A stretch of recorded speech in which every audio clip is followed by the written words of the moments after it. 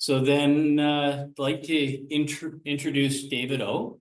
And I think this is an interesting topic because the North, I think, has some challenges that we here don't have. And if they can do it, then we have no excuse. But maybe they can't do it. And we need to see what the reality is for the North. So David, if I can just leave it at that and Sure. let you take it away. Yeah. Thank you very much. Thanks, Doug. And thanks everyone for coming out on a summer afternoon, I guess. Yeah, as Doug said, I wanted to take this opportunity to share this with you. Thanks, Doug, for inviting me to speak on this subject. And I feel honored also to be among peers here as well. Some of you have very deep background in certain pertinent areas, perhaps around microgrids and understand, or at least have a notional understanding of the challenges with what we are going to cover in the next about half an hour or so. I intend to leave sufficient time for us to have a lively Q&A and discussion. Some of you may have ideas, and we would love to kind of hear your thoughts, because it is a very challenging environment, much more so than we have here in what we would call the South. But there are multifaceted issues and challenges around this. So it's not just about the technology, the availability of technology or the cost of the technology, but it's so much more. And I hope to, through the course of this presentation, to be able to kind of give you some appreciation of some of those challenges. So my background, as I mentioned, I work for a company called Dillon Consulting, and I am the regional account lead in Northern and Western Canada. And so as part of my job, I have clients who are located in the North. All of the territories are covered. And but I'll be speaking to you today as a personal capacity, but using some of the insights gained from my work. But all the information that I'm sharing today is curated from publicly available information. So there's nothing privileged in here or confidential. But nevertheless, I think it's a very important subject to cover.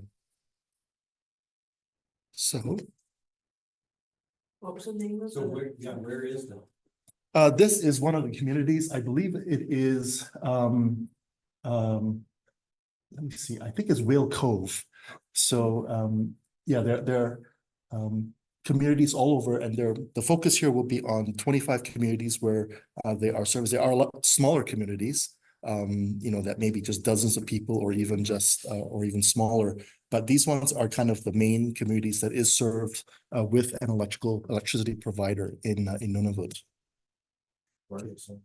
Yeah, it is beautiful. I think, I don't want to kind of belabor the cold and the ice, and kind of show in its astonishing beauty in the summertime. Oh, actually, you should go this way, I guess. Right? What was your company again? Dillon Consulting.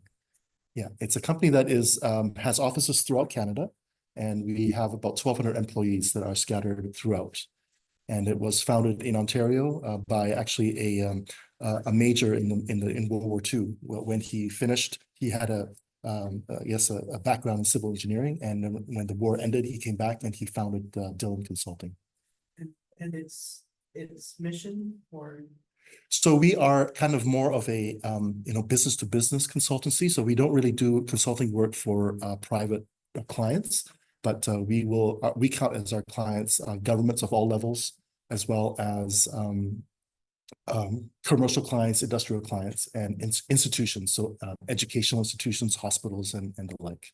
So are you involved with the water issue in Northern Ontario? Not directly, but we do have people who are. So I am because we're such a big company and involved in so many different areas, different business areas. I'm in what's called the energy transition business unit.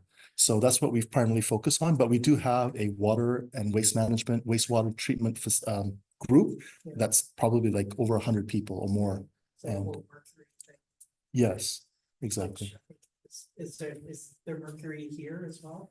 I think there's always some trace, there's never such thing as absolute, completely zero. There's always going to be something. The question is, what is that threshold of safety? So it was working, my mouse, but Try the keyboard and see if sorry. Oh, keyboard, yeah. because press OK. Right. Okay. So I wanted to kind of give a couple of quick facts about the North and kind of contextualize it because I mean, you can have figures and numbers and they'll mean very little to you. So I want to kind of use that as some comparison. In the Yukon, we have about 40,000 people who live in an area that is larger than Newfoundland and Labrador combined. The difference, though, is that in the Yukon, there's only about 40,000 people. And even in Newfoundland, which is a relatively sparsely populated province, has about 12 times that population. And, so not just the general climate that is very forbidding, but also just the isolation is a feature in all of the territories in Canada. Northwest Territories, again, about the same population. And there, the land area is larger than Alberta and Saskatchewan combined. And then Nunavut, I have a lot of clients who are there. So a lot of my focus actually will be going forward on Nunavut. It's not because we want to ignore Yukon and the Northwest Territories, but all three territories have a lot of issues and challenges in common. So I figured by focusing on an area that I know well, and that similarly applies, that we can really dig in a little deeper to some of the challenges to that. So, I mean, Nunavut, even fewer, is the least populated of the territories, and yet it covers nearly, well, about 1/5 of the entire Canadian landmass, so about 2 million square kilometers. And so the reason I don't really cover the Yukon and Northwest Territories as much is because they actually do have some amount of hydro, and they do have other resources that are available to them. So they do have, I mean, it's not just frozen tundra, but, they actually have areas that are heavily forested. So there are resources in that area, in that regard. And they tend also to be more urbanized. So you have Whitehorse and Dawson City and Yellowknife and other cities. So you have a population center. Whereas in Nunavut, it's quite different, as I'll show in a moment. You have a lot of communities that are very, very small, and they are dispersed throughout this gigantic landmass, and none of them are connected in any meaningful way. So they really are islands on their own. And the other reason why I want to really focus on Nunavut is that in this image, there actually is geothermal resources available in Yukon and in the Northwest Territories, but right now it's not really tapped. Because in order to kind of get any kind of meaningful temperature that you can use for, let's say, power generation, as opposed to for just, heat, you need to have a certain temperature, right? And in order to get that kind of temperature where you can meaningfully create electricity from geothermal, you need to really dig very deep down. And we currently don't have the technology right now. There are a couple of startups in the US who are actually working on this. They can actually, using the same technology as they call it ultra deep bore drilling that's used in the oil and gas industry. They can use an analog technology essentially to drill down to those incredible depths to be able to exploit, a deep geothermal. So there's a startup, I think they're doing a demonstrator somewhere in Wyoming or in Idaho. I can't remember precisely, but there's more than one. But all this to show that, you look at this area here, Yellowknife is kind of where my pointer is right now. So there is ample geothermal deposits not that far away from Yellowknife. So if the technology matures, that is a possibility in the future for that area to be able to exploit geothermal energy. Whereas in Nunavut, you basically see there's nothing. It's not really that it's nothing, but they just haven't really been surveyed yet. It's such a sparse land area that it really just hasn't been. It's a completely unknown. It's a blank slate and an uncharted territory. Wouldn't be surprised if there are, but that's part of the challenge that we have.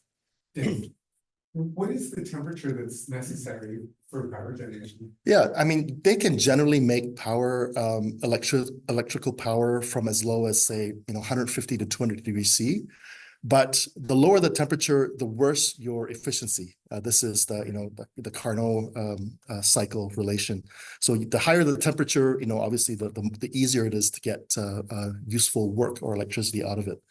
And so, I mean, you can get it down to 120 degrees, but then what ends up happening is you have to have these gigantic machines, which, then completely destroys the economics of it.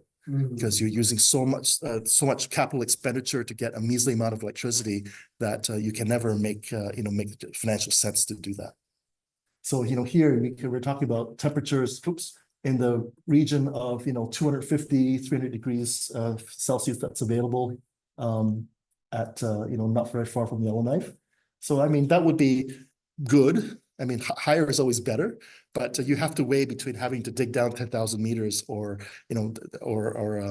because, when you go deeper, the cost for exploration and drilling basically goes up exponentially. It's not a linear relationship. So again, I want to focus on Nunavut, but that's not to say that the issues that we will cover in this presentation do not apply just as much to the other territories. But just to kind of give you some ideas or idea of some of the challenges that are faced in Nunavut, the biggest city in Nunavut, and that is the capital city, Iqaluit, is smaller than Quesnel, and then, the rest, there are a bunch of towns that are marked on the map. You see they're all spread around this gigantic land area. Some of them go up into Ellesmere Island up there. And these communities are, generally very, very small towns or even hamlets. They might have anywhere from a few hundred people to no more than about 1,500 people. And, for those of you who are working, have an off-grid property or have experience with microgrids, you know how challenging it is because there are no connections between any of these communities. They are basically their own island, and they're separated from hundreds of kilometers of tundra. And so there are no roads to speak of, and there are no railroads, of course, and there's no grid that is connecting them like we do here. I mean, if you've ever flown in the wintertime from Prince George to Vancouver, you'll fly over the air. You see like small little communities dotted on the ground, but everything else is just a white background, a white landscape. But that is probably very much more so magnified in the north. So most of these communities, as you see, they lie at the shores of large bodies of water. For example, there's a bunch here that are at the shores of Hudson Bay, and so. Because there are no roads, the only way you can get any supply and every supply that you need, which includes building supplies, food, fuel, and all those things, are either mostly through sea lifts. So there are ships that call on these ports, and there are no proper piers, as it were, or harbors. I mean, these are, oftentimes these ships have to moor outside from the shore. And then, they have to be brought in through some other smaller vessels into the actual communities itself. So it's a very, very big challenge, and it's a very, very expensive undertaking. These ships can only cross when there's no ice, and so for a big chunk of the year, they are simply not accessible. So you have to essentially what they do is they wait until the ice clears sufficiently, and then when it's passable, then the ships will bring in their supplies, usually once, twice, or at most 3 times a year. And then you have a very narrow window that may be somewhere between June now until about September to actually get all of your year supplies, food and everything else, and fuel into these little communities. They have a run on tour if we're beating COVID. Well, yeah, exactly. So here's a picture of one of the power plants that's located in I don't know what city this is in, but this is just typical of power plants. So that the sole electric utility in Nunavut is called the Quillic Energy Corporation, QEC, and basically they're an arm's length organization that's owned by the territorial government, and they basically are by mandated to basically provide the electricity and to these communities. There are 25 communities. Most of them, I think, are shown here, and so they are they supply all of the electricity. They have begun, and which we'll talk about a bit later, to allow basically renewables from private generators. But this is extremely new, and they've been some very small scale pilot projects, but it hasn't really taken off the ground yet. So you see that the exhaust stacks there, these are nothing more than just diesel generators operating inside of them. Usually, there's several of them in a bank, And these things are running, 24/7. Some of them have been in operation since, the late 50s and 1960s. They've been continually overhauled and everything else, but it's basically the same equipment that's been in there. And these gensets, many of them are way past their useful life, but they've just kept it going. And but there's been a program to basically renew them, and that's in fact going on right now. So is there a plant like that in every community? Yes, There's no- of different sizes. Correct. Yeah, whether it's just a town of 300 people or Iqaluit that has about 4,000 people, they're all run on essentially diesel. They're reliant on diesel. You know what the cost per kilowatt hour? I will get there. Yes. Yeah. Yeah, we like to harp on that, and maybe even here, even though we have we're quite a luxurious position here in BC. But yes, I will touch on that a bit later on. Yeah. So a couple of quick facts about the energy in Nunavut. So relative to BC, I showed the two little donuts here. They're kind of showing the share of the different forms of generation or energy use in both in BC, which is on the left-hand side, and Nunavut on the right-hand side. So the colors are a little bit deceiving, but 87%, and this was 2019 information. Things could have changed slightly in that time, I'm sure. But as of 2019, about 87% of BC's electricity was generated from hydro. And then, of course, you have smaller contributions from other things like natural gas and biomass, and it gets smaller and smaller. In contrast, however, in Nunavut, almost 100% of all the energy generated, of the electricity generated, is through diesel gensets. With the exception of these very small pilots that have been put in place for the last couple of years, but they don't really make a huge dent to the overall generation capacity. It's still very much early days for this, and something that we definitely need to encourage. But we'll talk about some of the challenges toward that. Sure. The green circle. Right. Yeah.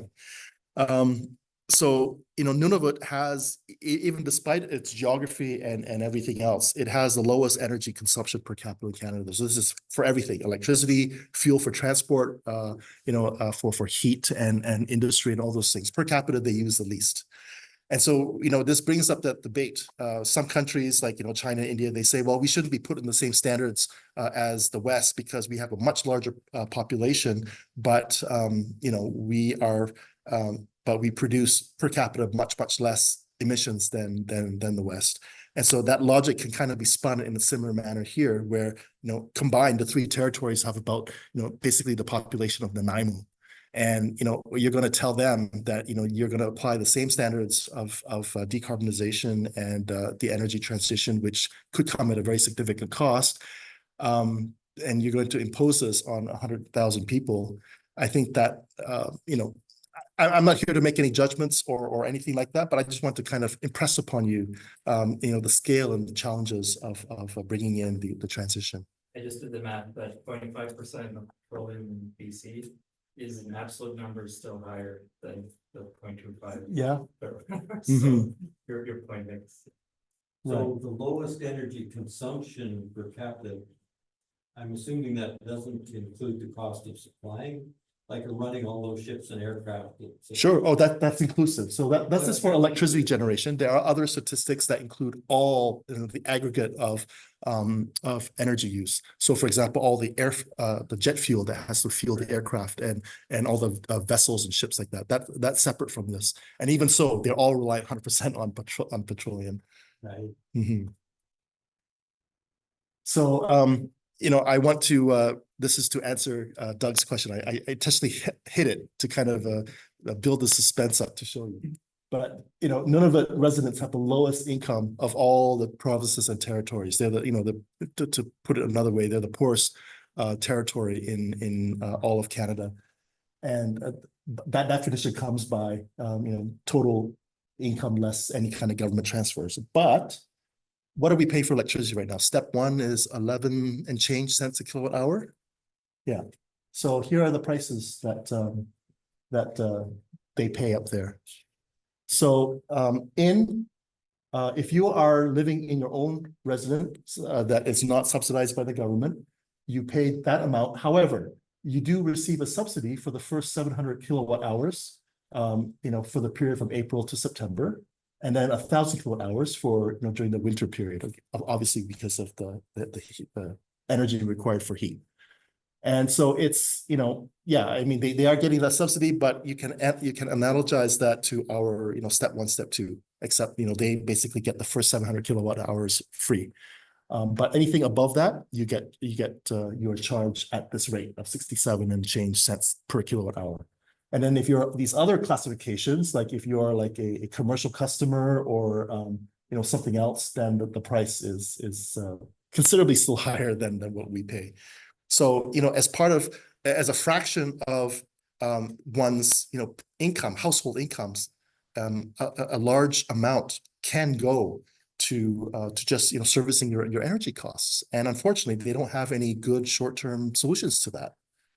So, I mean, a lot of people do live in government provided residence or residential things, but then in that case, then they're on the hook for the full electricity use. So it's a catch-22. You pay one way or another. So you either get that free subsidized electricity for the first 700 kilowatt hours, or if you're in a government provided home, then you pay for the full amount of the electricity.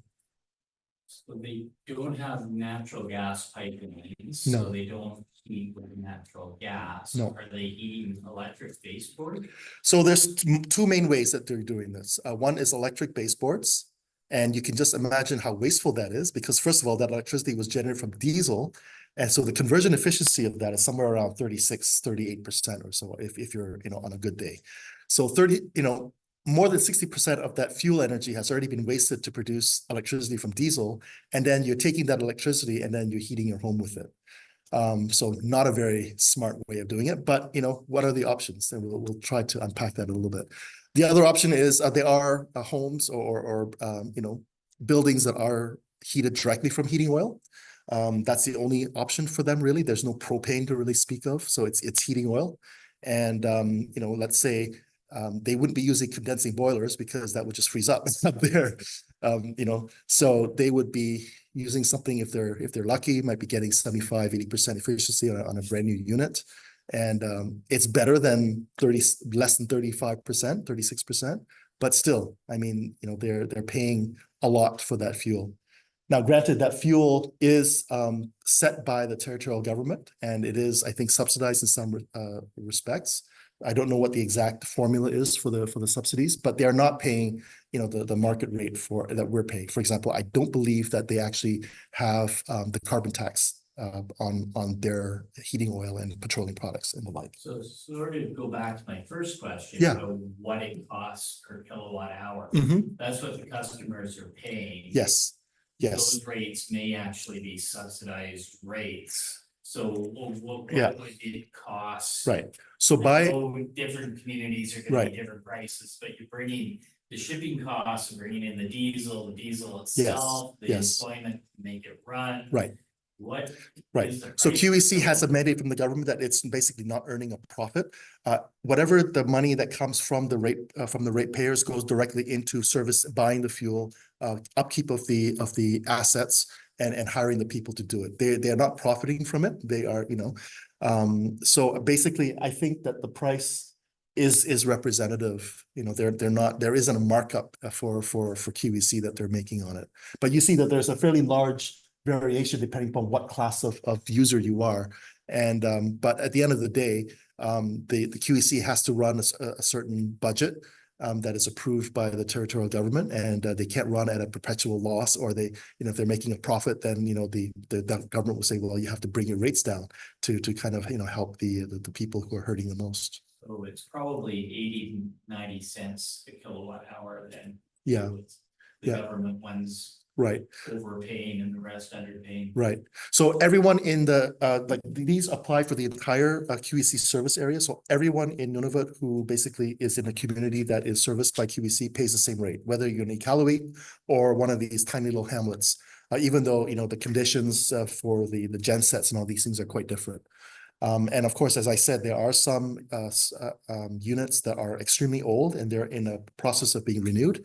But there was one recently completed that was in the community of Arctic Bay.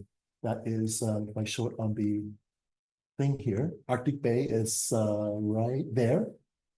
And they had just finished this, I think, a year or two ago with a new genset system. Something that, you know, would otherwise cost a fraction of the cost here, cost about $32 million to build. I mean, in the face of it, doesn't seem like a lot, like if you're used to a larger community. But think about it: if you're a hamlet of a couple hundred people, $35 million per person is an awful lot of money. And so you see how, you know, the economics of that is very reflected in the rates that they have to pay. And part of the reason for that, as I'll also show as part of the challenges, is that you know, like we, as Dylan, my employer, whenever we do a construction we have to send people up from the south, and then we send them up there, and they have to observe the construction taking place on these things. And, you know, flying there is not just a trivial matter of going on Expedia and booking a flight. Actually, it is kind of now, but it's not, you know, it's like typically $2,000 to $5,000 for a return flight. And your per diems will barely get you anywhere. Like it's like $180 for per diem, just for your food. Like, you know, a dinner typically costs over $90. That's kind of what the guidance from the government. And then your typical night's accommodation, it's nothing special at all. It's about $400 a night. So, you know, you can just imagine that in spite of their very low incomes there, they have extremely high, you know, costs of living and just costs of existing. You know, you've heard stories of how, you know, like a head of lettuce in Yellowknife costs, you know, $10 a head. Well, in some of these remote communities, if it's even available, it's even higher than this, considerably higher, because they can only be airlifted in. They cannot be, you know, they'll just go bad if they were shipped by freight, by sea freight. So I want to be mindful of the time here, so I just want to kind of show by this that yeah, Nunavut is wholly reliant on petroleum at the moment for every aspect of daily life. And even this is kind of a bit misleading, because the electricity here is entirely from petroleum. So it's not really showing anything that we don't already know. There is no natural gas to speak of, no biofuels to speak of, and no others. Like right now, there may be some, you know, solar or any kind of these renewables don't yet even reach the radar at this time. So there is a desperate need for renewable alternatives. There's no doubt about that from a sustainability perspective. But to the average resident, you know, that you talk to, it's really a non-issue to them. They have far bigger problems to deal with than to really worry about where their electrons come from and, you know, how their lights get turned on and where they get their heat from. They have much more pressing concerns in their daily lives. So it's not really a big subject for them. And one thing to kind of bring to your understanding and appreciation too is that every proposed change toward an energy transition always has, you know, intentional and unintended consequences. And so it's not just about us sitting in our armchairs and you know, figure out, oh, I have this really good solution. There have been proposals and consultants probably for the last 50 years trying to figure this one out, cracking this nut, and it's a very, very tough nut to crack. You know, we are at 2024, and as we said, you know, petroleum is unfortunately still king, but there are bright spots, which I will, you know, it's not all bad news. So some of the challenges that we haven't already talked about. So of course you have your, you know, your forbidding climate, you know, and isolation. I talked about, this is just a picture, I believe, of Iqaluit, and, you know, very isolated, but not just the technical or the terrain is a challenge, but there's also cultural elements that need to be overcome as well. Because of the colonial history and all these things, the people of the North, the Inuit, the First Nations, have a very strong, how would I put it, distrust of outsiders in general, not to kind of stereotype or to lump people together, but anyone outside, they have a strong they don't care much for outsiders, especially those who just parachute and say, we're going to do this and basically impose their solutions on them. That's something that's a very, very big no-no. So one of the things that we as Dylan that we learn and that we practice is that it's not just about coming with a technical solution, but you really need to get the buy-in of the community. So a lot of our work actually is not in the design and the technical aspects of it, but it's actually in the engagement with the community, getting the chiefs and councils to buy into the idea. And it has to be something that is pulled from them. Like they see it as a good idea. They see it as something that benefits their community, their people. And then they will say, yeah, this sounds good. Let's proceed with that. But if you were just to kind of fly in there one day and say, I want to turn you into, put solar panels all over your community and stuff like that, chances are they'll probably kick you out. And this is a very real thing. It's not really a joke. But there is, very strong cultural sensitivities that we have to work with, much more so than in the South. The key to building these, to bringing any kind of change and progress in these communities is to foster that relationship and to, build that confidence boosting actions and build that trust and friendship. It's so important. So it's one of these things that's very, as engineers and scientists, like that's very foreign to us, but it's a necessary part of the work that we do. Yes. Just curious, in your communications with the communities,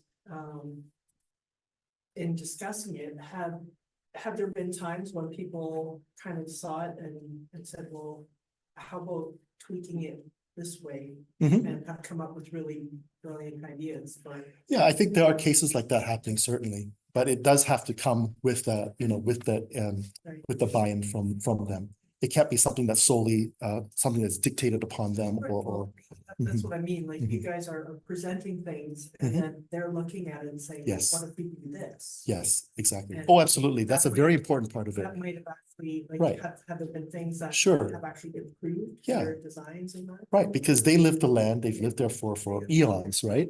And so, I mean, they know their land, and I think they have best intentions to care for the land that they so much rely on, right? And of course, they are more than anywhere else in the world are being more disproportionately affected by climate change. And so I think it is in their interest, whether they know it or not, to do something about it. Yeah. So here's just a picture. I don't know, again, of the community. This was one that I found.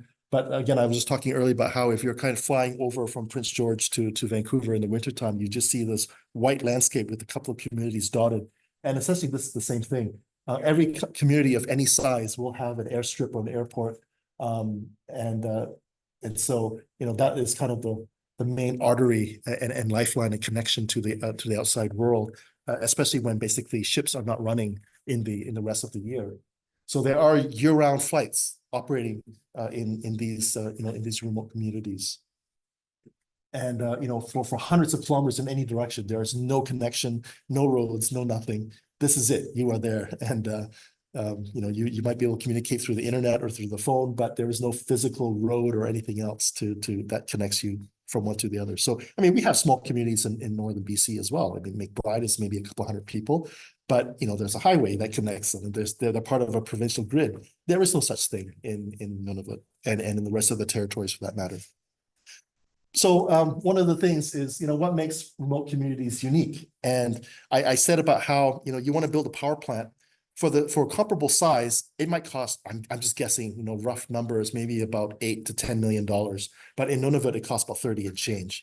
And part of that reason is, I mean, you're completely reliant on this very narrow window of time, probably in that June to September timeframe where your waterways are ice-free, your supply lines come in through ships, and you don't have a snow blizzard whiteout conditions and all these things right up until May or June.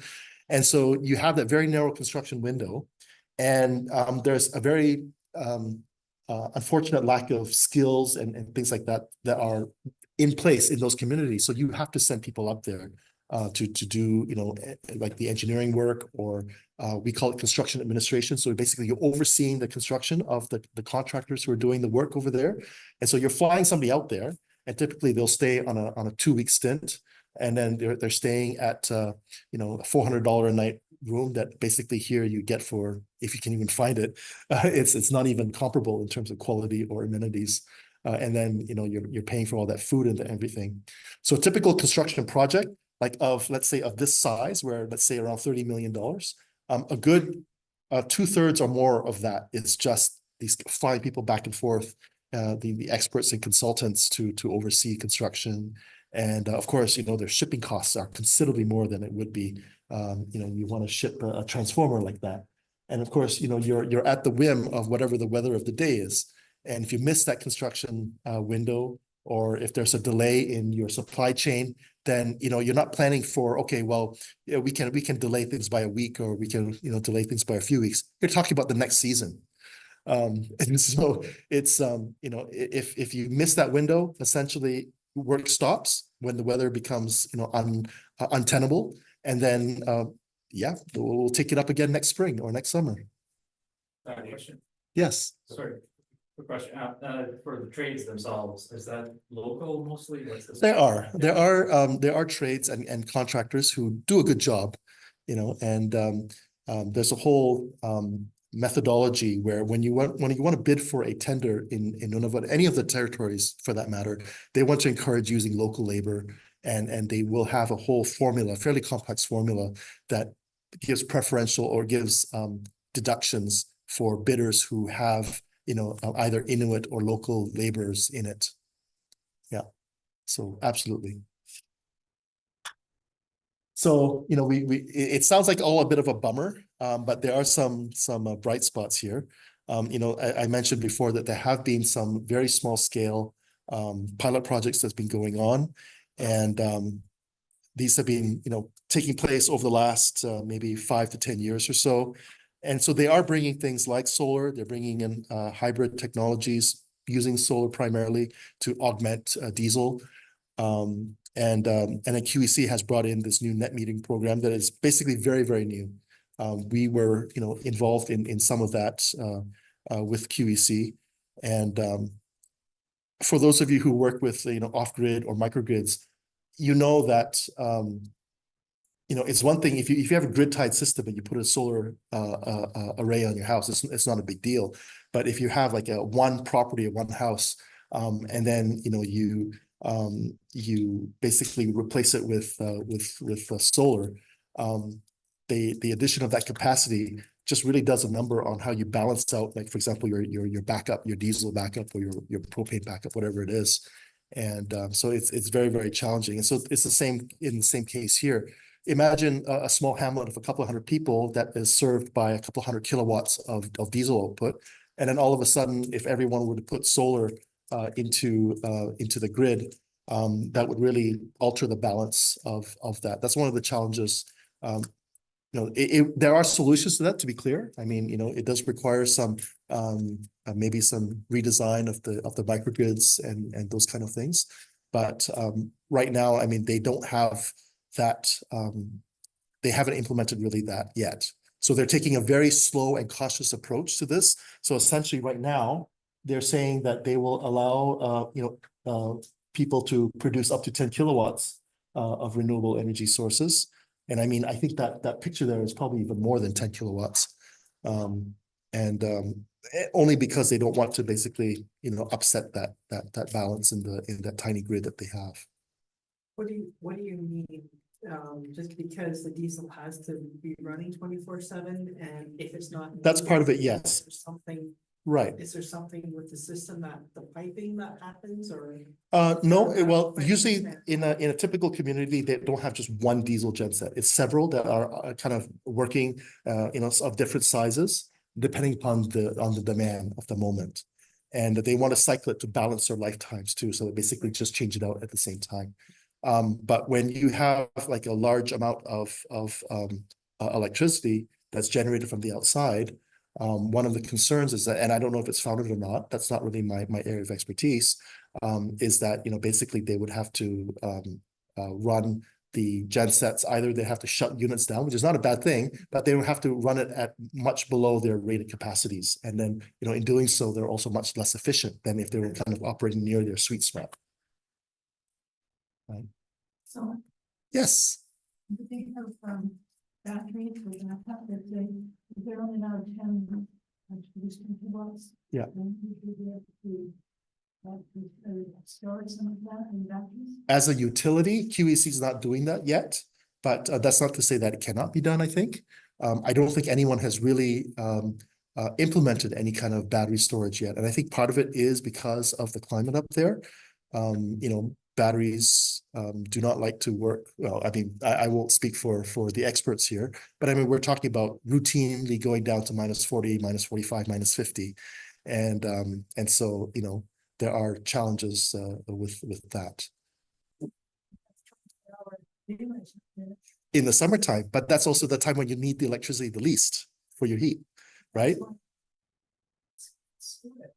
Yes, yes, absolutely. I mean, I think for summer that's absolutely a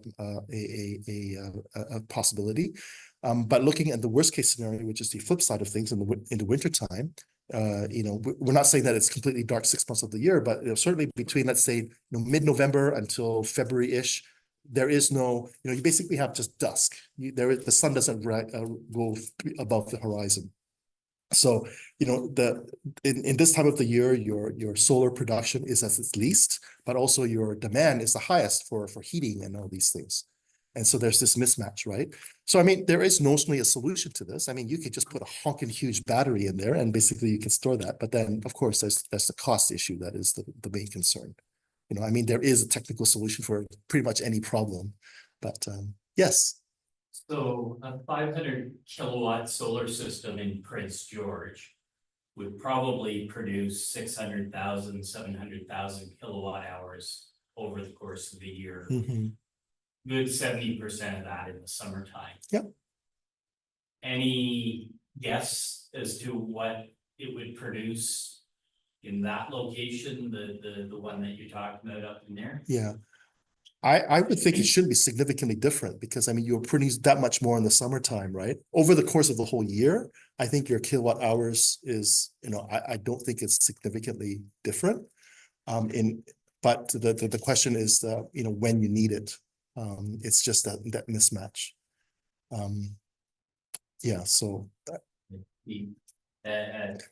I did actually open a website that I can look at, I think they call it solar. They will see kind of where your solar production is and things like that. So I just did a test case there of one of the communities, Arctic Bay, I think it was. And there basically after, remember, say November 11th, it's completely dark. And just the day before, there is still some sunlight. Like, even if it's half an hour, there's still some sunlight. But from November 11th until about February 11th, there's just basically nothing. All you see is dusk, right? But at 80 to 90 cents a kilowatt hour, down here, you're looking at 5, 7 cents, 8 cents a kilowatt hour if you install your solar system. Right. So if we triple that, you're still massive savings. Mhm. Solar to Right. reduce the amount of diesel generation. Absolutely. required. Absolutely.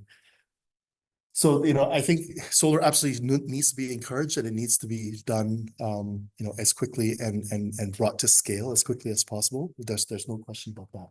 So here is an article that was in one of the Nunavut newspapers.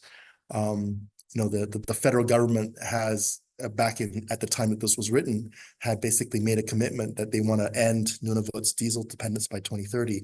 If you're interested in seeing this article, reading this article, the QR code will take you directly to that spot. But so there are initiatives to get Nunavut off diesel.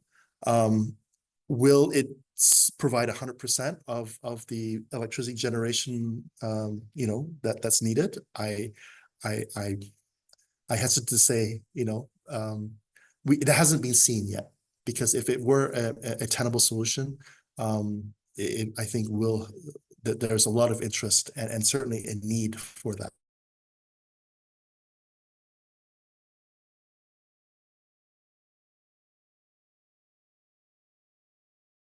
And present this to you as to the challenges that are there.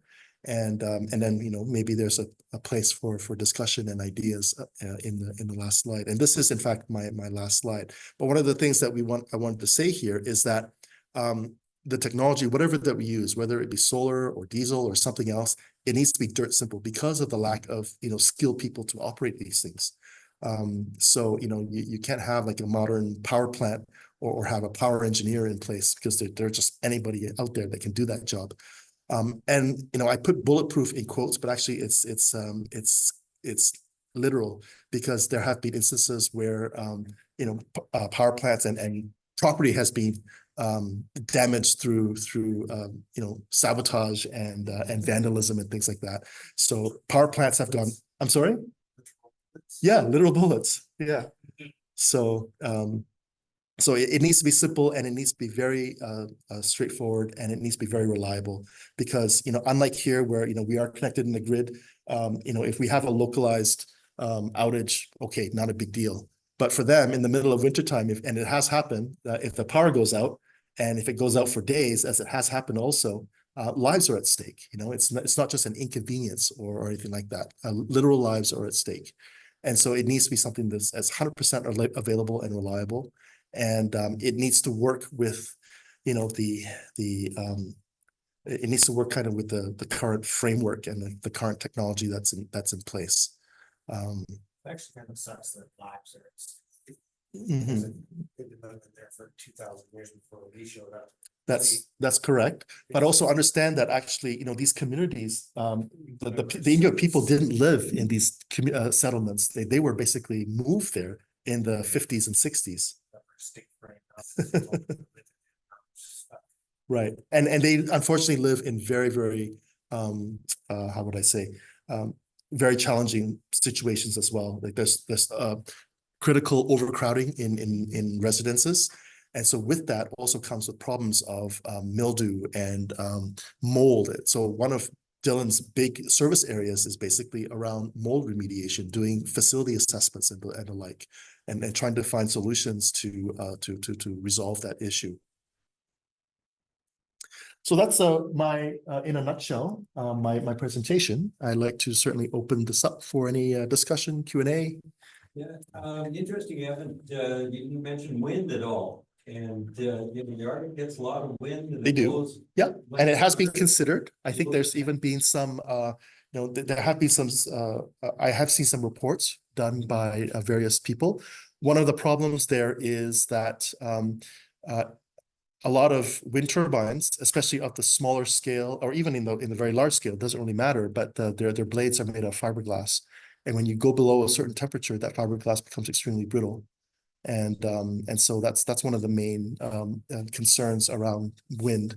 And also, I mean, most of these wind, we're not talking about multiple megawatt windmills. They're fairly small installations. You know, there isn't a ground, because of the permafrost. You can't dig down, you know, a couple of a dozen meters in order to put the foundation of your wind turbine.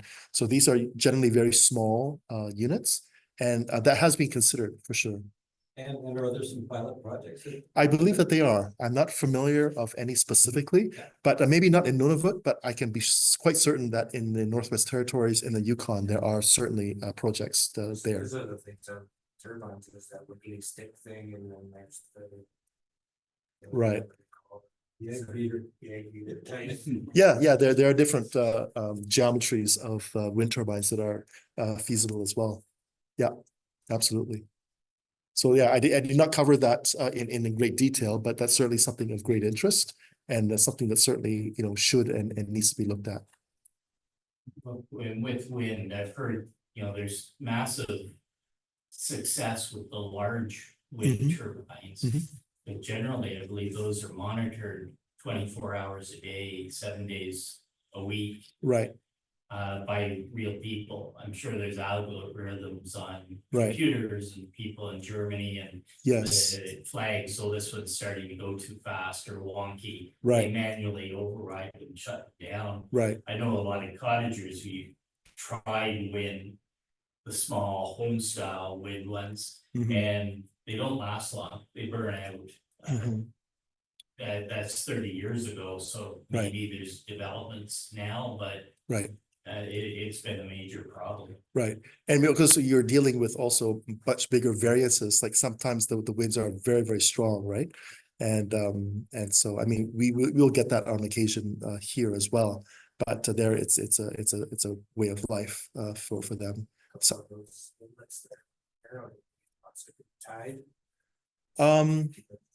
good question. Yeah, maybe. I haven't actually looked into that. That is kind of interesting thought. I'm seeing a lot of elevation changes there, they could use solar pumping up a reservoir up into one of the hills and. Right.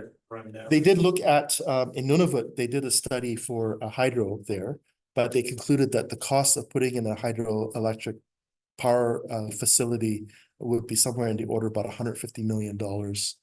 And this was not something very big at all. I mean, basically, it would again serve the local community. This is not for the whole for the whole territory. So 30 million versus 150 million for a community of maybe 5,000 people at most. That becomes very, very expensive on a per head basis. Yes. What would, I mean, there's the run of the river. Mm-hmm. I've seen about, like, would there be any places? Further points south, I think that might be like we're talking about very close to the 60 latitude 60 all along Yukon and the Mackenzie River watershed in that area. That there may be sufficient ice-free periods where that can be a thing. Absolutely, yeah. Because from what I gathered, they're a lot cheaper and smaller Yes, and they're just different yes, yes. sections. Right. And that's where Yukon and Northwest Territories is a little bit different from Nunavut in that they do have hydro. Where you can actually site it is rather limited, right? Because of just their geography and the terrain and everything else and the climate. But this is in contrast to Nunavut where there's no such thing. It is tundra for most of it, and with an extremely sparse population where you cannot justify even if it's let's say a $50 million run of river project for a community of a couple hundred people, and even at that, it's probably not producing anything in the wintertime when it's frozen over. Run of the river up there, you need to have a water body that is deep enough that it's not going to freeze. Right. You can maybe find it here. Yeah. For that sort of condition with their geography, but then you got to deal with permafrost to build it on. Right. Exactly. That's a big thing. And that requires special consultants that even Dylan is not fully, doesn't have a lot of exposure in that area. We have to hire sub-consultants who specialize only in permafrost, and, they'll charge you the $300 or $400 an hour. Just out of a note here that, the borders of Nunavut, actually, there's a really small island here. It's called Sanakilowac, and they're right down near at the bottom of Hudson Bay near James Bay. So, I mean, they have a milder climate, I think, than, obviously much further north. But it's a vast area and it covers a very large distance north to south. So I'm trying to get a grip on the carbon emissions. Yeah.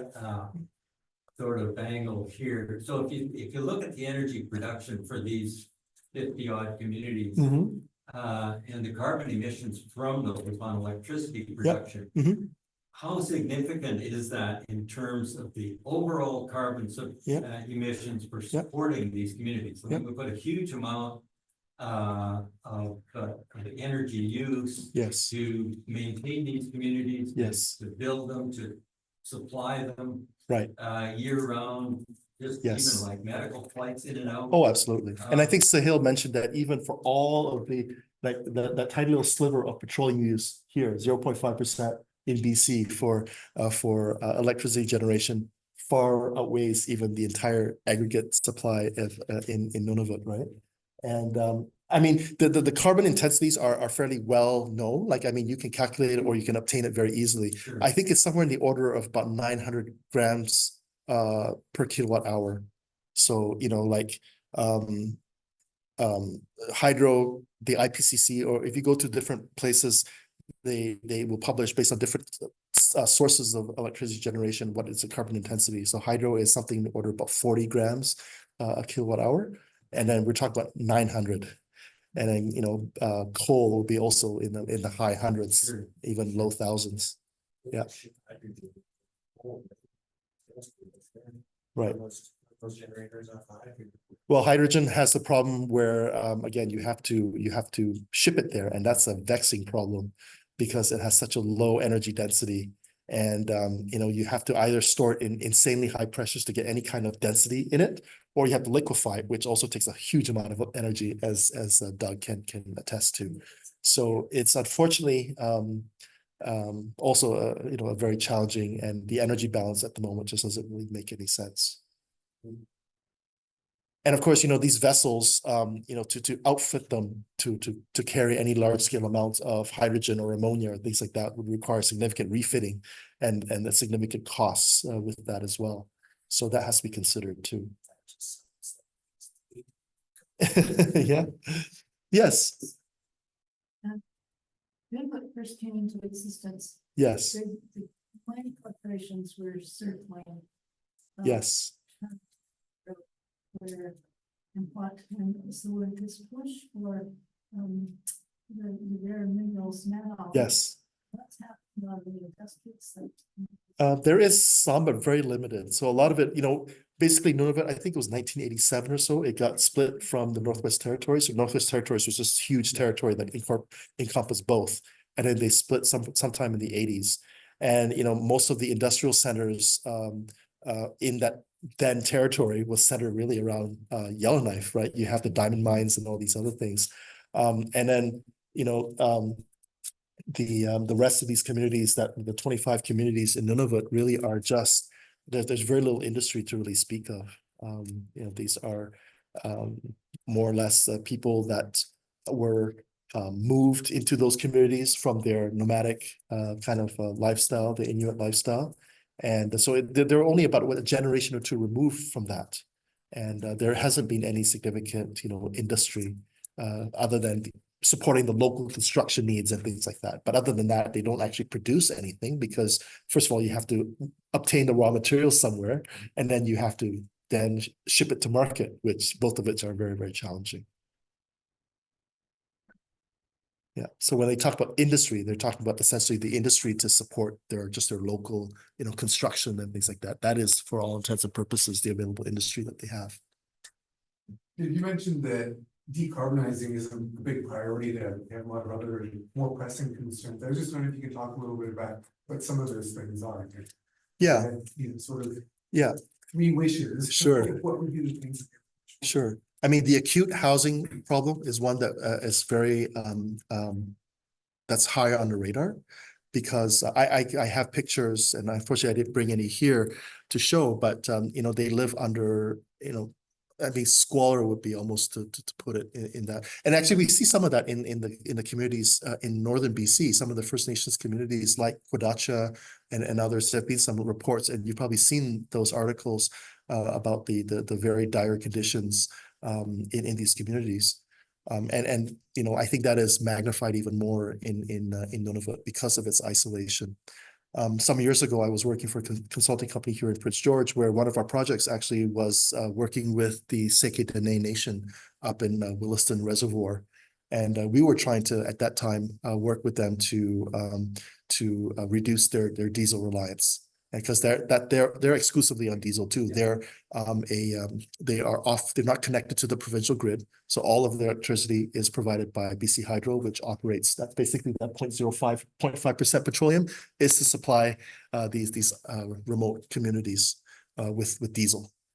And so we were working, with the local leaders to try to find ways of doing that.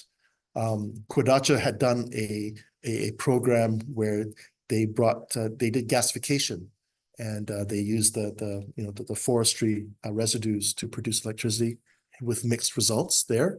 And there've been some others that have implemented solar with great success, and that's really a bright spot there.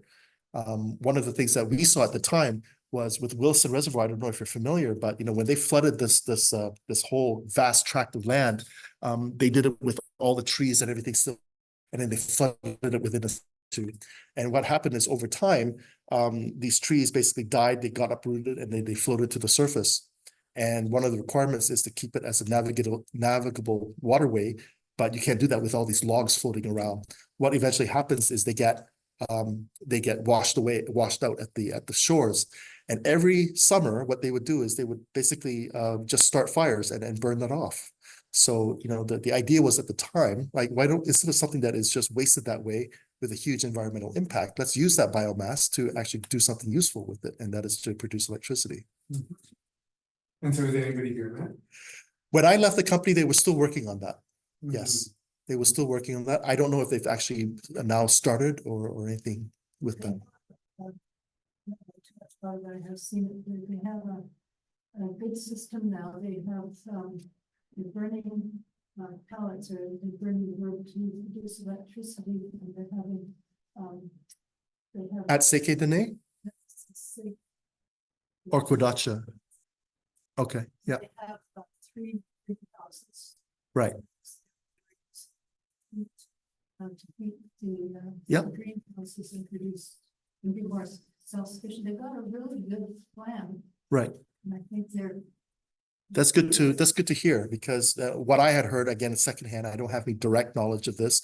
They had some mixed success with that. They were basically using a gasification system. They take the biomass and they put it through a gasifier. I think it was sourced from a German company, and then that the gas that's produced is then burned in basically engine gensets. That there were issues around the tar buildup and things like that. I think you'll be familiar with that. So, I heard mixed success with that, but I'm glad to hear that, it's working for them. Impressive to me. Mhm. And they also have two mills. Yeah, They're building their own house. right. They seem to have better That's great to hear. safety. Right. Right. Because there was an article just a few weeks ago, not related to the energy per se, but just, I think, not even a few days ago, that there was an article about the dire crisis, the housing crisis there, to the point where, because of that, suicides are increasing and crime is increasing because of just, the kind of conditions that they're living there. You see the houses there. I mean, that mold everywhere, and not properly insulated in any way. Yeah. So I'm interested in the rest of the answer to Stephen's question, the top. I'm three sorry. housing. Yeah, housing. What's Yeah. Housing, I think, is number one. And of course, food security, I think, is another huge thing. Because I have, anecdotal experience with some of my colleagues who've flown up there, and they were basically, they had to work there, and their dinner for $90 basically involved, Mr. Noodles. and that's basically their lives. Fresh fruit, vegetables, forget it. And so they're very, their diets are very poor. That of course they're poor health outcomes with that. And again, these people are living in a lifestyle that are completely foreign to them, within the last few generations. So they're trying to adapt to that. And and of course, they're mostly social issues, I think, right? Around alcoholism, drugs. There was a big thing a couple of years ago, Rankin Inlet, of the suicides, the youth suicides that were taking place there. So those are the issues that are much more pressing than, than the 60 cent electricity. yeah. And that too, I mean, that's already a high amount. And can you imagine, if that were raised even further, what pushback that would get from the community? I'm not saying that any solutions would do that, but the implication is there that if the rates were to go up, that would not be met very well. Is there still hunting and fishing that happens in those communities? There certainly are. There certainly are. You've probably seen,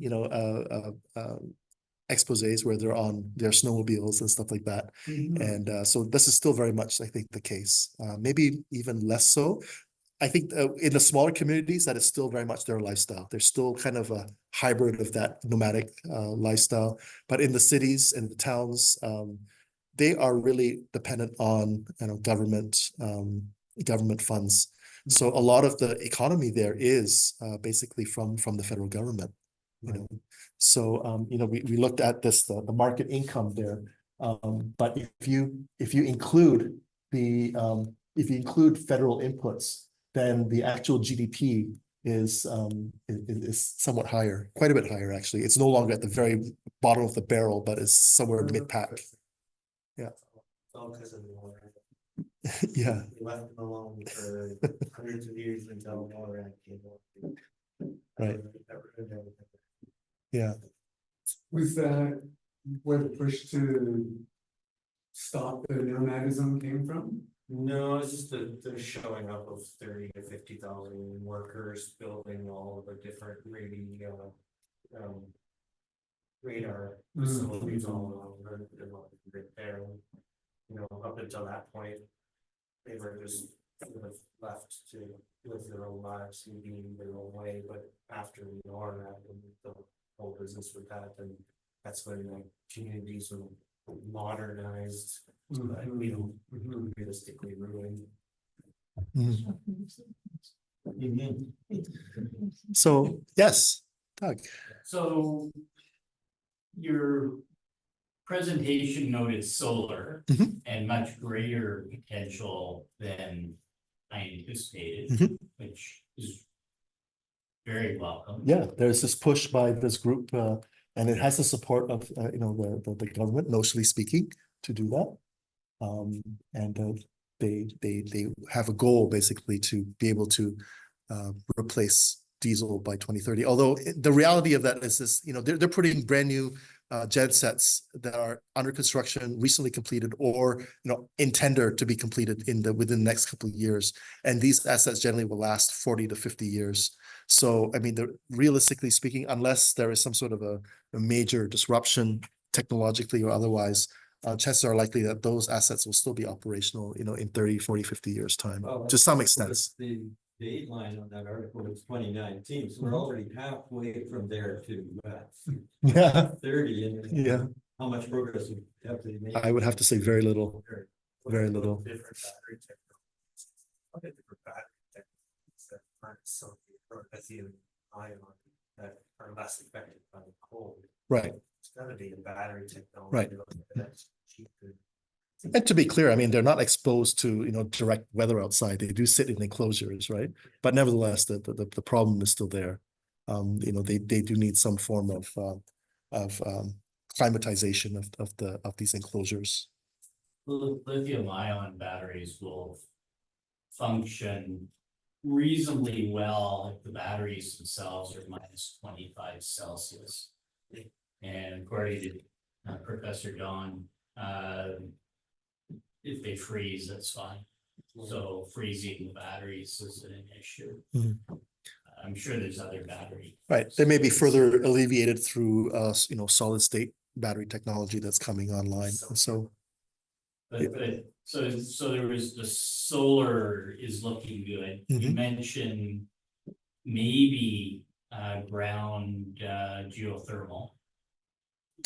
maybe for places like the further south, like, or you know, very close to latitude 60, or places that have some sort of geothermal deposits, but that's more forward looking. We don't currently have the technology to exploit that, to dig down to you know, 7,000 meters. And you indicated maybe small scale wind. What about geothermal into the oceans? That's a good question. I don't think we have really looked at that significantly. I should do some research on that. Yeah. You're still gonna have the permafrost issue. You have to drill down, out, and then up into the bottom of the ocean, steep enough and far enough out where it's not freezing. Right. But if you can do that, and with the directional drilling that's going on, oil and gas. So you're saying at the bed, the seabed, basically, not going beneath subsurface, but at the seabed. I see it drilling down from the ground where the community is, then out and underneath into the water body from below. It freezes from the top. Yeah.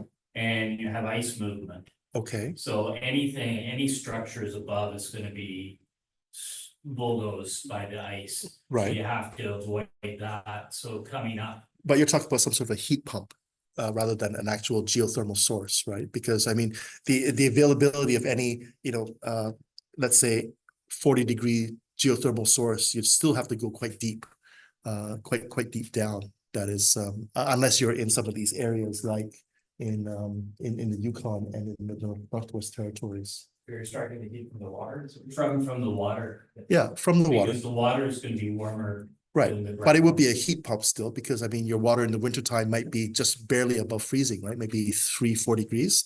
So it would be some sort of I assume that you're referring to some sort of a But heat it pump. would just super warm for heat pumps. You can extract all sorts of heat Mhm. at that temperature. Mhm. Yeah, I think you can help the overall, coefficient of performance, because I mean, you still need to get that electricity to drive the heat pump somewhere. And at the moment, that is from diesel. But as renewables kind of get more into into the mix, then yeah, I think there's definitely a potential there, because you might be able to extract that heat out of that seawater, maybe with a coefficient, a COP of about 2.5, 3 or so, whatever it might be. And that's, far better than a straight up resistance heating, which, can only So- be at best so- one. If you're to do the geothermal into the ocean. You probably want to do a community heating system. Yes. Would that be possible with permafrost going from building to building with the interconnections for heating? Right. So a lot of places do basically insulated surface pipe. There's very little attraction of a district heating system. There are systems like in certain places. I think Iqaluit doesn't have it for the whole community, but in localized areas, there is a district heating system. But and we have proposed this to them, I mean, instead of wasting away 60% of your diesel heat to just to produce your electricity, you can harness a good chunk of that 60% to direct it to a heat recovery system to produce hot water, right? And then the hot water could be stored or distributed to the community for heat. And so you make a much better use of that, of that dirty diesel that you have to burn. I've seen documentaries in Russia where they've got like hot water lines. Yep. All through. Above ground, yep. Right. Inuvik do that? There are several. I wouldn't be surprised if Inuvik is one of them. Yeah, there are a few. They've got Mhm. these insulated utility. Yep. Utilidors to above ground. Yep. Yeah. Yep. Then there's small nuclear reactors that some Yes. people propose. Yes. But I've heard that for the small sizes of the communities you're Yes. dealing with, it's an economic no-go. Right. Plus, who wants to have the risk in their community Right. anyways? And So what other options are there? Are there other options? Tidal. Yeah, if there are waterways where that could be, beneficial or that could be exploited, then I think that's something to look into. One thing that we have proposed as a fairly low impact, a low hanging fruit solution is understanding that from our vantage point, diesel will still be a reality for the foreseeable future. We're not gonna, we don't think that it can be completely gotten rid of, especially certainly not in 6 years' time. We can reduce the life cycle emissions greatly by substituting petroleum diesel for renewable diesel. It's not ideal, but it is one vector that we can that we can look into. And in fact, there was just an article that came out today on the CBC where one of the members of the Legislative Assembly in Northwest Territories was proposing precisely that. Pellets. So where would that renewable diesel come from? At the moment, there's one in Prince George. The Tidewater plant is doing that. Well, that's one of the first companies that we reached out to. But I mean, that's nowhere near the the places where it needs to go. We have been in discussions with another company that's located in Newfoundland, and they are producing right now. And then there's a couple of others. For example, in Edmonton, there is Imperial Oil that is in construction of a fairly large facility to produce renewable diesel. So the idea there is that they would take biomass, fatty acids, canola oil, for example, or soybean oil, and then they would go through a process to produce not biodiesel. It's different from biodiesel, but it is chemically the same as diesel fuel. So it is 100% substitutable for diesel fuel. And so, when we brought up the idea to them, they said, "Oh, no, we can't do that because biodiesel will destroy our gen sets, and they will simply not be compatible with the cold climates that we have up here." But that was based on a fundamental misunderstanding or ignorance of the difference between biodiesel and renewable diesel. For 350, 7.3 diesel. Right. But not oil. Yeah. So on a life cycle basis, I mean, renewable diesel has the possibility to, to reduce your life cycle emissions by the order of about 75% or more. It's not 100% by no means, but it's still considerably better than the alternative of just burning straight up petroleum diesel. And it would be something that would be sourced from Canadian agriculture. And, the long-term ultimate vision is that, instead of Imperial Oil or whatever owning the refineries to do this, that eventually, the First Nations communities would be able to build up the skills and the resources to be able to basically do this on their own and basically leave them for their own energy security. That's one idea. But, I think that the key point here is that we're looking at all different options. There is no one single silver bullet, and to bring about real change that will make a positive impact for the people without the other negatives of variability or other things. We need to have a suite of different options and not just necessarily one. And that's kind of the position that a lot of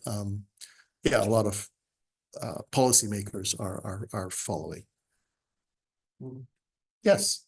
I know since the housing is a big issue, and I know I've kind of brought it up a number of times, but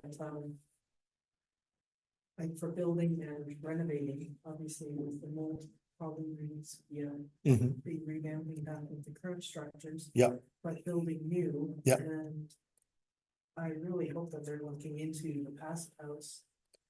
Yeah, absolutely. Zero house. I know that. So if you take renewable resource that's just being used for one-time use in the pellets and using it, burning it. Yeah. For heat and then it's done. Right. It's not itself as a solution, is it? Take the raw material. And I know I've brought it up and I still haven't sent the email to the chief here, but yeah, I keep forgetting. Yeah. But the solution is many solutions to attack all different areas of housing, energy, and everything else. Like this, yes, and this, yes, and this, yes. Yes, not or. Yes, and. Yes, and. Yeah. But like the wood fiber insulation, I brought that up in the past. It's so much more environmentally friendly than say the foam. Yeah. And easier to work with. It's super light and it's actually structural, I believe. There is some structural integrity to it. Right. Whereas foam there wouldn't be. Right. Just out of curiosity, does anyone know on a per square foot basis how much it would cost to build a building, like either a residential or commercial building here in Prince George per square foot? We're talking about on the way here, the estimates went from $175 to $250 a square foot. Okay. Yeah. So we just recently bid on a building. It's for a wildlife office, nothing special. It was like 300 square meters, so a little over 1,000 square feet. And the quote for that was about $1.5 million. So that's $1,500 a square foot. So it's about 10 times. So you can just imagine, it's not that, it's a very, very different world that we live in up there, that they live in over there. And just to put some parameters to the housing issue up there, I spent some time with the Inuit gentleman from Joe Haven, and wonderful individual. And he'd been born in an igloo just about 50 kilometers from where the community is now. He's younger than myself. But he had 90 grandchildren. Yeah. So that's in 2 generations from Dudiak to 90. Right. Living. Right. And generally they would be in the same building, right? And so you could just imagine the overcrowding. And part of the problem there is because, I'm not an expert with passive house, but what I know is part of the problem is there's insufficient ventilation in the buildings that they have now. Right. And when you have 90 people or just however many people crammed in there at the same time, all that humidity and everything gets recycled in there and doesn't have a chance to leave. And I guess part of the feature of the passive houses is pretty well sealed up, right? Well, and that's where, like, one of the key components is like an ERV. Right. HRV, heat recovery ventilators. Yeah. Energy recovery ventilators, Yeah. they deal with the. Yes. moisture Yes. as well. They keep Yes. the- That was one of the solutions that we came up with as well, Yeah. was to Yeah. propose HRVs for these buildings that help. And up there, the ERVs. Mhm. Well, actually, I don't know, because it's pretty cold, it doesn't get very hot, so. Mhm. So they probably wouldn't have a lot of humidity. No. I mean, the only, in the atmosphere, the only humidity is coming from the people. Right. Breathing that. Yeah. But, I mean, it could, I don't know Required, basically. if you guys have talked about it with the people, but. The passive house is basically what they've done with the igloos. Mhm. Right, that's basically what that is, Yep. because they've got the ventilation. Yep. And it's sealed. Right. And so it's basically taking their technology Right, and using it and making it seem like it's right, North America, or European or North American. right. So there's an organization called Nunavut Housing, which is one of Dylan's clients. And they have started an ambitious program. Basically, what they want to do is they want to build 3,000 residential units. And in a place like Nunavut, where it's so sparsely populated, that's a huge amount, a very, very challenging and a very ambitious target. But they had been soliciting stakeholders of all different areas. And I think, passive house design people are also in that list to try to put proposals in on how we can, make a better housing stock for the people there. So there is work that's happening, Right. but it's moving very slowly. Yeah, have you connected with like 475, like some of the. Not different specifically, companies no. that Sell, Right, or other companies that sell the different products or. right. Because we are more of a business to business, we don't work Right. directly with end user clients. So Okay. mhm. They're not end use, those are the companies, those are the Right. businesses that. Sure. That are designed or produce Right. or to sell, the different products. Mhm. Like Mhm. 475 has some, they've also just started, selling the heat recovery, Mhm. energy recovery, ERVs. and Yep, EVs. yep. Systems, Right, so. I But think because that'd be a challenge of when we look at us, house would be the technology around using the heat exchangers and things like that, because that's just gonna be. well, I mean, you put that in once when you build it pretty much, right? And then, Some of the technology might be challenging, but I think the opportunity for rate of return is massive out there. right. Yeah. Yes, it's a little extra expensive Mhm. to build something like that, where it's already expensive to build. but they Yeah. But save your so much savings, more. if you're more energy efficient, Right, pays off quickly. yes, especially if you're already Mine spending, has a question. yes. Talked about, well, isn't there a place, is it Norman Wells that had a gas well? For years, I think maybe it ran out, but is there an option to build one well for each one of, or for communities where it's. Mhm. Included? I think that is being exploited in some places. There is limited production of gas in, for example, in the Northwest Territories, I think also in the Yukon. But in other places, there are no proven reserves of any speakable, gas reserves or oil reserves or anything like that. Mhm. Used to be what, build pipelines and all those kinds of things. Right. But for one, I mean, it would be a net gain, I would think, if you had one well producing. Right. Yeah, I think there are places that do, maybe the area near Yellowknife for one of these fairly built up areas. Certainly my knowledge is that there is no wells that have been, proven reserves in Nunavut, but that's not to say that that's not the case elsewhere, like in the Yukon or the Northwest Territories. I mean, geologically speaking, northern BC is not that far different from the Yukon.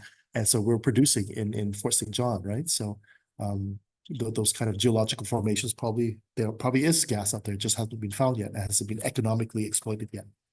Something about Alaska, the Yep. American government was talking about. Yeah, exactly. Alaska is another great example, and its proximity to everything.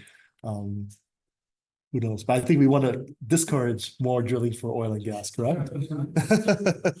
So for unique situations, you sometimes have to bend the objectives and the rules.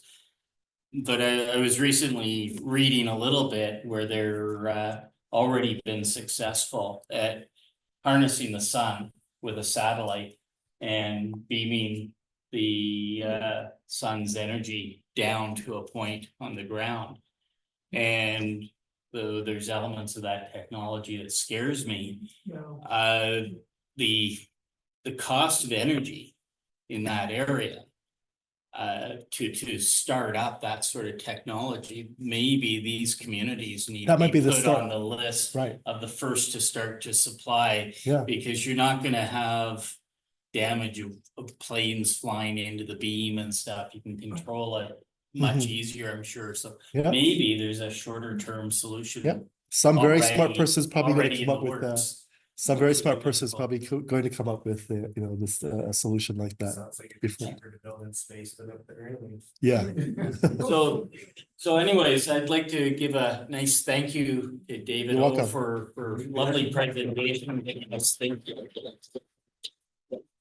And we may have David back again 1 or 2 more times because he's got a list of amazing information. Wells of knowledge on other topics that relate to the energy transition too, so. Bring him back in for those maybe. So thank you. That's Thank you the for the end of the opportunity. formal Yep. presentation, so maybe you can stop the Yep. recording and then